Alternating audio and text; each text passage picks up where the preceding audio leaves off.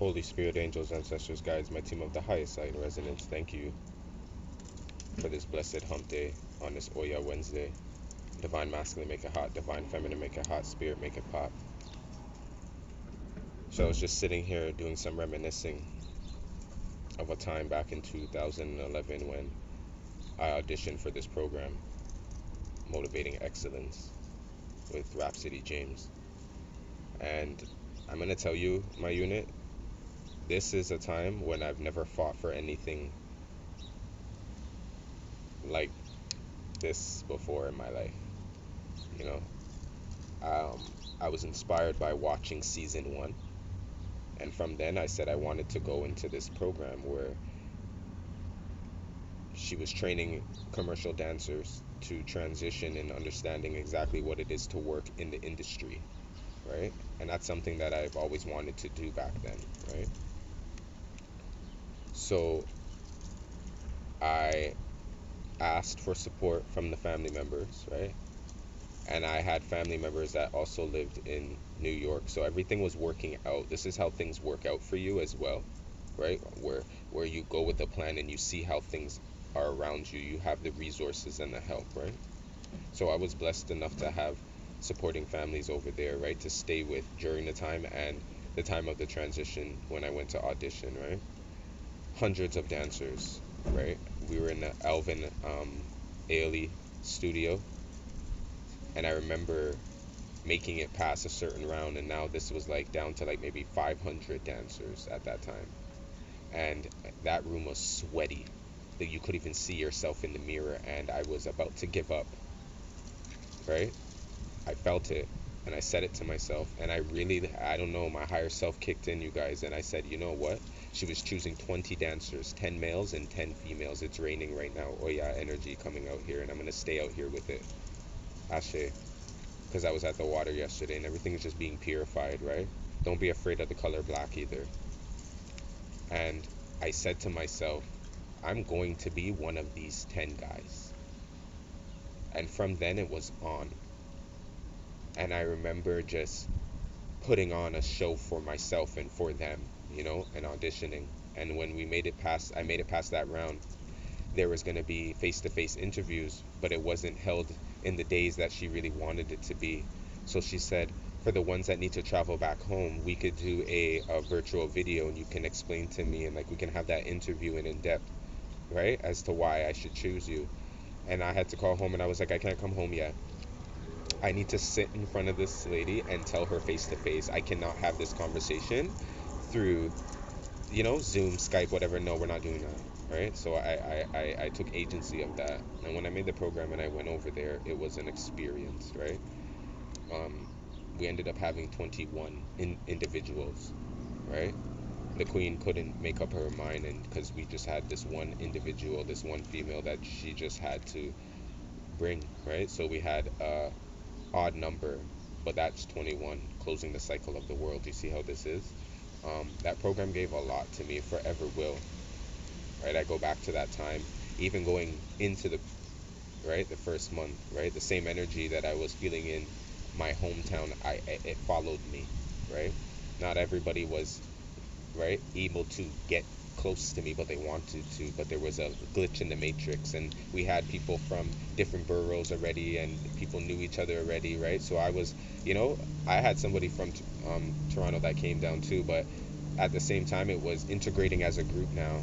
And I remember one time there was an altercation when it was morning time when we were all waiting to go upstairs, so we would meet like 8:45, right? Be ready for 9 to be let in. So I'm walking down, and I guess there must have been a talk. And there was a talk as well about another individual, a Libra, right? That's my moon, right? Even my parents, they're opposites, Aries and Libra, right? So if I told you to sync up your signs and pay attention to things, right? So they had a problem with the Libra, and they had a problem with me. The issue was that they wanted to understand me, get close to me, but I seemed very standoffish. And I had the issue of, I'm right here. Like, is there anything that you guys want to know? Like, last time I checked, we were here for an individual experience, but at the same time, we're here to get to know each other. But I'm like, I feel like the clickies are around kind of thing, right? And it was kind of like, oh, one scenario was, well, you come in and you put your bag all the way on the other side and you see everybody put their bags over here. Like, why do you isolate yourself? Mind you, I had to bring up another member of mine, right? I was like, well, I put my bag over there with so and so. We kind of claim that corner over there, right? So I'm like, I don't feel like I'm isolated, right? You know what I mean? This is where you start getting into the issue. Long story short, those are my fam. You feel what I'm saying? Like, we grew, and season 2 was just an odd bunch, right? Our show was called Instinct, right? We went back into our animal instinct. She chose specific animals based on knowing us for the time she spent with us and gave us animals. And we went and we did a show and we went back from our primal times and we transitioned back into human form. Great show. I'm getting chills now thinking about it. And I was chosen to be the king cobra. I've always hated snakes, and just the fascination of knowing that, in energy wise, I think people think I'm a snake, right? So when I heard that, I was like, so that's what we're doing? You feel me? That's what we're doing? That's how you look at me, right? So, and I had to accept that, right? Like doing training on the floor, I was like having to be on my stomach. I don't like the ground, dirt, people's feet walking, right? That's me having to slither around, right? And I learned how to be grounded as I'm staying grounded right now. So that was just a little tidbit to just let you know how to continue to motivate your excellence, because I just know that that program, I wanted to give back as well at that time too, right? In 2020, I reached out, right, to the Leo, and I wanted to give back. And I think I can't say this for sure, but I do know collectively this is the energy that kind of isolated me during that time, and it put me into my power because I've understood it. And when I understood where my calling was, I just didn't give a fuck, right? So I decided to go back, and I wanted to, because things were happening for me, and there was a time when somebody came to me and they said, "What is your relation with Prince?"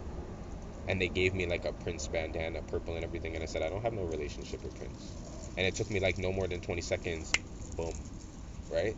During that program, we had a sex week, went on for about 2 weeks, where we worked on our masculine and feminine energies, and there was a song by Prince called "The Question of You," and we were just working it out, same routine every day, right? Working it out, getting it, breaking it down in layers and layers, becoming deeper within it. And that's when it hit me in a certain way, and I just knew that a lot of things were continuing to sync up. So at that time I reached out and I wanted to just give a little love, and I was told, like, I'm a little busy, I'll hit you back, and I never got to hit back. And I just look at that as like the fear of where I was moving into my energy, right? A lot of people didn't want to accept the new Danone. They wanted to be like, and maybe I'm a little scary. Maybe they don't, the cards are taboo. I got a little love with that too, right? They never shut that out. They were like, hey, like, checked out your Leo reading. It was really cool. But I feel like we both missed out on an opportunity where I got to release the love that I appreciated from then and always and still right now, like as I share this. But then also I feel like the Leo missed out on the praise that I feel like they enjoy to get sometimes to the Leo energy, right? So shout out, right, to the guru, sensei, right? Love you. Thank you for that time, right? Continuing to show me, for picking me, right? And I want you guys right now on this Wednesday to do the changes that you need to do. Graveyard energy. Last night, um, reggae artist Merciless passed. That story is a little iffy to me. Stories are always going to be iffy if you check the details and if you care to, right? And I said this weekend, even I took a mercy trip, right? I wasn't supposed to, but I did, right? I did some healing work, fourth house, fifth house work, and I just seen how that passed over into yesterday and today into the Oya energy of the graveyard and changes. I just saw that and his name and everything. I was like, cool, got you, right? So, it's like inayat, right? It's like you're feeling it right now, but at the same time, these are the scale energy where I do feel like I said, the Anubis as energy is coming out. A lot of my people like to resonate with the Egyptian time, so if you're gonna resonate with that and call kings and call empresses and do all this Isis energy and all this other stuff, make sure you really go read the history behind it and understand how they moved and how community energy was respected, right? Because I feel like as you understand that first and govern yourself, you'll be quick to understand how the ego is running rampant right now, right? The ego is running rampant right now, and I just feel like to in this, right? It's not enough to be good. You have to be great, right? And I see for myself that I to be great, you also have to be very willing. You have to be very willing. You have to be very courageous. Your integrity has to be very high. And this world has you doing it for the world, but not for yourself. So this is where you could be very selfish right now, or come across very selfish, right? I was told I have a chip on my shoulder. I don't have a chip on my shoulder. I feel like what the issue is that I don't allow past bullshit to now not be addressed and cleaned up. I'm not going to sweep it under the rug because it's going to come back in other forms, and it has came back already, and it just was quite overwhelming for me again. And it's not anything that I feel like you need to also, if once you identify with it, once you try to crack it, once you try to resolve it, if you feel like it's not yours anymore, you're allowed to give it back and go in this direction. That's shit.